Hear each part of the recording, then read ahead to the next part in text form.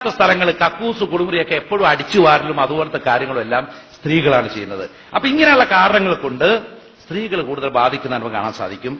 പിന്നെ സ്നേഹം മൂലമാകുമ്പോൾ opposite sex ആണ് ബാധിക്കുക. സ്ത്രീയെ പുരുഷ ജിന്നാണ് ബാധിക്കുക, അല്ലെ പുരുഷനെ സ്ത്രീ ജിന്നാണ് ബാധിക്കുക.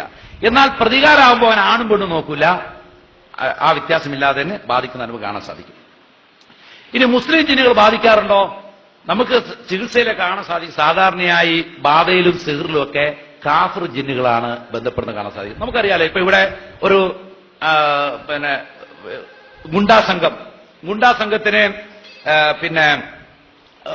സംഘത്തിലേക്ക് ആളെടുക്കുമ്പോ നമ്മളിങ്ങനെ ഡോക്ടർമാരെ എഞ്ചിനീയർമാരൊക്കെ തെരഞ്ഞെടുക്കുക. അങ്ങനെയല്ല, സാധാരണ മോശമായ ആൾക്കാരാണ് അതിനൊക്കെ തയ്യാറാകുക.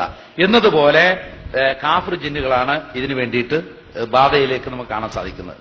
ഇങ്ങനെ ബാധിച്ചു കഴിഞ്ഞാൽ മനുഷ്യന്റെ മനസ്സിന് ശരീരത്തിന് രോഗങ്ങൾ, ശരീരത്തിന് രോഗങ്ങൾ, സമ്പത്തിൽ നഷ്ടം, വസ്തുവകളുടെ നഷ്ടം, തൊഴിൽ പ്രശ്നങ്ങൾ, കച്ചവട ഇടപാടുകൾ പ്രശ്നങ്ങൾ, പരസ്പര ബന്ധത്തിൽ പ്രശ്നങ്ങൾ, ഇങ്ങനെ ഒരുപാട് പ്രശ്നങ്ങൾ ഉണ്ടാവും. അപ്പൊ അതുകൊണ്ട് ഇത് ശരിക്കിപ്പോ ഈ വിഷയം പഠിക്കേണ്ടതുണ്ടോ മനസ്സിലാക്കേണ്ടത് ചോദിച്ചു കഴിഞ്ഞാല്, ഇപ്പൊ ബ്ലഡ് ക്യാൻസർ ഉള്ള രോഗിയെ സംബന്ധിച്ചോളം ബ്ലഡ് ക്യാൻസറെ കുറിച്ച് അതിന്റെ ചികിത്സയൊക്കെ അന്വേഷിക്കൽ വളരെ ആവശ്യമാണ്. പക്ഷെ ബ്ലഡ് ക്യാൻസർ ഇല്ലാത്ത ഒരാൾക്ക് പറയാല്ലേ അതിപ്പോ പഠിച്ചില്ലെങ്കിൽ വലിയ കുഴപ്പമൊന്നുമില്ല എന്ന് പറയാം. എന്നതുപോലെ ഇത് ബാധിച്ചവനാണ് ഇതിന്റെ വിഷയം അറിയുക. ഇത് ബാധിച്ചവൻ, ഇനി നമ്മൾ പല ആളുകളും പറയാറുണ്ട്, ഞങ്ങൾ ഒരിക്കലും ഇങ്ങനെ തെറ്റായ ഇതിനൊന്നും പോകാറില്ല എന്നെല്ലാം പറയും. പലപ്പോഴും എന്റെ ഇതുവരെയുള്ള ചികിത്സയിൽ സാധാരണയുള്ള രോഗികളൊക്കെ മുജാഹിദ് പ്രസ്ഥാനം ബന്ധപ്പെട്ട ആൾ. കാരണം എനിക്ക് ആ പ്രസ്ഥാനമായിട്ടാണ് കൂടുതൽ ബന്ധമുള്ളത്. ആകെ ഒരു സുന്നി മുസ്ലിയാർ അയച്ച ഒരു രോഗി എനിക്ക് ഓർമ്മയുള്ളൂ. കാരണം ഞാനൊരിക്കൽ ബസ്സിൽ ഇങ്ങനെ പുസ്തകം വായിച്ചു പോകുമ്പോൾ ഒരു സുന്നി മുസ്ലിയാർ കണ്ടു ഈ പുസ്തകം. അപ്പൊ ഇദ്ദേഹത്തിന് താല്പര്യം വിഷയം സംസാരിച്ചു. അയാളുടെ കെയർ ഓഫിൽ പിന്നെ ഷൊർണൂർ എന്നൊരു രോഗി വന്നിരുന്നു. ബാക്കിയെല്ലാം ഏതെങ്കിലും മുജാഹിദ് പ്രവർത്തകൻ പറഞ്ഞിട്ടാണ് വരാറുള്ളത്. പക്ഷേ ഈ വന്ന മിക്ക ആളുകളുടെ ശരീരത്തിലും ഞാൻ ഏലേസും നൂലും അഴിച്ചിട്ടുണ്ട്. കാരണം ഇവർ വാൾപോസ്റ്റ് ഒട്ടിക്കാൻ പോകുമ്പോൾ ഇവിടെ ഇവർ പോകുന്നത് തങ്ങളുടെ അടുത്തേക്കാണ്, അതറിയുന്നില്ല എന്ന് മാത്രം. പ്രയാസങ്ങൾ വരുന്ന സമയത്ത് നിങ്ങൾക്കറിയാം, ഞാൻ പേരെടുത്ത് പറയുന്നതെന്ന് വെച്ചാൽ നിങ്ങൾക്ക് ഇപ്പൊ തന്നെ ഫോൺ ചെയ്ത് ചോദിക്കാവുന്നതാണ്. ഞാൻ സലാം മോങ്ങവുമായി ഒരു വീട്ടിൽ പോയി, മോങ്ങത്തുള്ള വീട്ടില് 1 മണിക്കൂർ ഞങ്ങൾ സംസാരിച്ചു. അവിടുത്തെ ലോക്കൽ മുജാഹിദ് നേതാവിന്റെ മകളുടെ കയ്യിൽ നമ്പൂരി കെട്ടിയ ചരടിരിക്കാൻ വേണ്ടിയിട്ട് 1 മണിക്കൂർ ഞങ്ങൾ സംസാരിച്ചു. ഇത് അഴിക്കുവാണെങ്കിൽ ഞങ്ങൾക്ക് ഇതിന് ഹലാലായ ചികിത്സ തരാമെന്നും പറഞ്ഞു. പക്ഷെ അദ്ദേഹം കൂട്ടാക്കിയില്ല. ഞങ്ങൾ നിരാശരായി മടങ്ങിപ്പോയി. നിങ്ങൾക്ക് സലാം സുലൈമീൻ പിന്നെ അബ്ദുസലാം മോങ്ങത്തിന്റെ നമ്പർ ചോദിച്ചാൽ കിട്ടും, ചോദിച്ചു നോക്കിയാൽ മതി ഇങ്ങനെ സംഭവിച്ചു. ഇതുപോലെ ഒരുപാട് കഥകളുണ്ട്. ഞാൻ ആരെയും ഇകഴ്ത്താൻ പറയുന്നതല്ല, ഇതാണ് ഇതിന്റെ റിയാലിറ്റി. വിഷയം വരുന്ന സമയത്ത് ഈ വിശ്വാസവും ആദർശമൊന്നും ആൾക്ക് ഉണ്ടാവില്ല. സ്വന്തം ഭാര്യ ഉടുതുണിയില്ലാതെ നടുറോട്ടിൽ ഓടുന്ന സമയത്ത് ആ ഭർത്താവിനുള്ള വികാരം നമ്മൾ മനസ്സിലാക്കണം. അവൻ തോന്നുന്നത് എങ്ങനെ ഈ നാണക്കേട് രക്ഷപ്പെടാവുന്ന, അപസ്മാരം ഇളകിയിട്ട് വായിൽ സ്പൂണൊക്കെ വെച്ചു കൊടുത്തത് അതും സ്പൂണും കൂടെ കടിച്ചു മുറിച്ച് നാക്കെല്ലാം കഷ്ണമായി പുറത്തേക്ക് തള്ളുമ്പോ ഓക്സിജൻ കിട്ടാതെ ശ്വാസം കിട്ടാതെ വലയുന്ന സമയത്ത് ഇതിനെന്ത് പരിഹാരമെന്നാണ് നോക്കുന്നത്? മുജാഹിദ് മിമ്പറുകളിൽ നിന്ന് കുത്തുപറഞ്ഞൊരു വ്യക്തി, അദ്ദേഹത്തിന് 3 മക്കളും ഭ്രാന്ത് പിടിച്ച സമയത്ത് കോഴിക്കോടുള്ള ഒരു ഡോക്ടർ അവസാനം കൊടുത്ത നമ്പർ ഒരു മുസ്ലിയാരുടെ നമ്പറാണ്. അദ്ദേഹം പറഞ്ഞു ഞങ്ങൾക്ക് ഈ വിശ്വാസം ശരിയല്ല എന്ന് പറഞ്ഞു. എന്നാലും മൗലവി ഒന്ന് പോയി നോക്കുന്ന് പറഞ്ഞിട്ട് അദ്ദേഹം അവസാനം ആ മുസ്ലിയാരെടുത്ത് പോയി ചരട് കൊണ്ടുവന്ന് കെട്ടി. 3 മക്കളും രോഗം ശിഫയായി.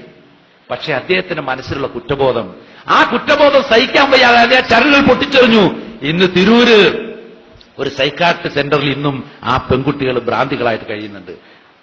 എന്റെ അറിവിൽ പെട്ട സമയത്ത് അങ്ങനെയായിരുന്നു. ഇന്നത്തെ അവസ്ഥ എനിക്ക് അറിഞ്ഞുകൂടാ. ഏതായാലും 1 കൊല്ലം 2 കൊല്ലം മുമ്പേക്ക് ഇതായിരുന്നു അവസ്ഥ. അപ്പൊ ഇവിടെയുള്ള പ്രശ്നം എന്താണെന്ന് വെച്ചാല് ഇതൊരു പരീക്ഷണമാണ്, ശക്തമായ പരീക്ഷണം. ആ പരീക്ഷണത്തിൽ നാം പതറിപ്പോകുന്നുണ്ടോ എന്നുള്ളത് ആ സന്ദർഭത്തിൽ നമുക്ക് മനസ്സിലാക്കാൻ സാധിക്കുള്ളൂ. ഒരു കുഴക്കിണറിന്റെ ഉള്ളിൽ പോയി കിടക്കുന്ന വ്യക്തിയുടെ വികാരം അറിയാൻ പുറത്തുനിന്ന് ഓക്സിജൻ ട്യൂബ് ഇട്ട് കൊടുക്കുന്ന ഒരു ബോധ്യമാവില്ല. ആ കുഴക്കിണറിന്റെ ആഴത്തിൽ ഇരുന്ന് പ്രയാസപ്പെടുമ്പോഴാണ് മനസ്സിലാക്കാൻ സാധിക്കുള്ളൂ എന്താണ് ആ പ്രയാസം എന്നുള്ളത്. അതുകൊണ്ട് നമ്മൾ ഗൗരവത്തിൽ ഈ വിഷയം, ഇതിന്റെ ദുരന്തം അനുഭവിക്കുന്ന ആളുകൾക്ക് നമുക്ക് സമാധാനം കൊടുക്കണം. ഇല്ലെങ്കിൽ അവര് ഹറാമായ മാർഗങ്ങൾ തേടിപ്പോകും. അതിന് കുറച്ച് നമ്മളും ഉത്തരവാദികളാകും. നിങ്ങൾക്കറിയുമോ, ജിദ്ദയിൽ ജോലി ചെയ്ത ഒരു വ്യക്തി, അദ്ദേഹത്തിന്റെ കുഞ്ഞിന്റെ ശരീരം മുഴുവനും ചൊറിഞ്ഞിട്ട് വാപ്പയോ ഉമ്മയോ ഉറക്കമൊഴിഞ്ഞിരിക്കും മാന്താൻ വേണ്ടിയിട്ട്. അങ്ങനെ ഒരിക്കൽ എന്റെ അടുത്ത് വന്നപ്പോ ഞാൻ കുറച്ചൊക്കെ ഖുർആൻ ഓതി നോക്കി. പക്ഷെ അതുകൊണ്ട് ഫലപ്രദമായിട്ട് ചികിത്സിക്കാൻ സാധിച്ചില്ല. അങ്ങനെ അദ്ദേഹം അവസാനം ഈ ബഹുമാനനായ യുസുർ റഹ്മാൻ സാഹിബിന്റെ അടുത്ത് കൊണ്ടുവന്നു. അദ്ദേഹം ഓതി കഴിഞ്ഞപ്പോ കുട്ടി ജപ്പാൻ ജിന്നാണ് കുട്ടിയെ ബാധിച്ചിരിക്കുന്നത് മനസ്സിലായി. നിങ്ങൾക്ക് ചിലപ്പോൾ ചിരി വരും. അപ്പൊ ഇത് പരീക്ഷിക്കാൻ വേണ്ടി എന്ത് ചെയ്ത് നെറ്റിൽ നിന്നും ജപ്പാൻ ഭാഷയുള്ള ഖുർആൻ ട്രാൻസ്ലേഷൻ എടുത്ത് കുട്ടീനെ കൊണ്ട് വായിപ്പിച്ച് കുട്ടി അർത്ഥം പറഞ്ഞു. ഇന്ന് വരെ ആ കുട്ടി ജപ്പാൻ ഭാഷ പഠിച്ചിട്ടില്ല, ഒരു ലിപി പോലും കുട്ടി പഠിച്ചിട്ടില്ല. അപ്പോ ഇവിടെ മനസ്സിലാക്കേണ്ടത് ഒരാളുടെ പ്രയാസം അയാൾക്ക് മാത്രമേ മനസ്സിലാക്കാൻ കഴിയുള്ളൂ.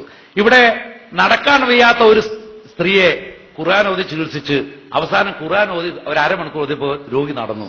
എത്രയോ മാസങ്ങളെ നടക്കാത്ത സ്ത്രീ സുഖമായി നടക്കുന്നു, കൈ വടിയില്ലാതെ. ഇത് കാണുമ്പോഴെങ്കിലും മനസ്സിലാക്കണ്ടേ ഇത് ഇന്ന സത്യമാണെന്നുള്ളത്. നമ്മൾ ഒരു ബസ്സിൽ കയറി അത് മഞ്ചേരി അങ്ങാടി ഒന്ന് ഇറങ്ങിയെങ്കിൽ ഇത് മഞ്ചേരിക്കുള്ള ബസ്സാണെന്നെങ്കിലും മനസ്സിലാക്കാനുള്ള ബുദ്ധി നമ്മൾ ഉപയോഗിക്കണ്ടേ.